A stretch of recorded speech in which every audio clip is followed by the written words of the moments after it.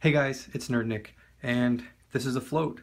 It's actually a prototype for the bird dog I'm designing, and I was curious what you guys thought. I've never designed a float before, I've never flown a float plane, so I don't know a whole lot about these things. I did some research though, and I think this is about right based on what I understand of how a float works. The basic design here is it's got a center ridge piece, which is kind of the backbone for it, which gives the shape throughout the whole pontoon, and then these wedge shapes that give the whole shape on the bottom. And of course we got our step there. It's made of Dollar Tree foam, and then it's skinned with poster board right now. And this I don't think is going to be the final design, but hey, for a prototype it goes quick.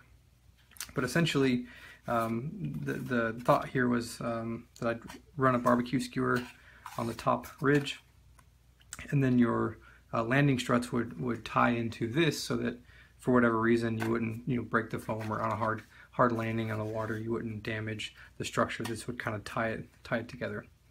And so my idea was that maybe this is something you min-wax and seal really well, or tape up, or maybe you peel the paper off and use some craft paper and polyacrylic and end up with something maybe like this. This is the nose to my NMP38 that has been destroyed in a crash. But essentially this is craft paper with polyacrylic and then sanded a few times.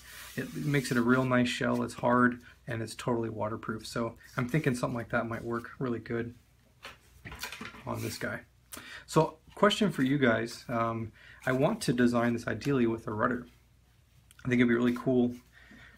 I made it big enough so like a 9-gram servo can sit in there, and you can have a control rod running back and have a rudder, so that you have much more control in the water. Now, question is, how do I, or what do I use to seal the outbound control rod? Because if I poke a hole, then there's now a hole where water can go up. So, someone let me know what you think would work best to make sure I have movement through there with the control rod, but I don't get water back up inside.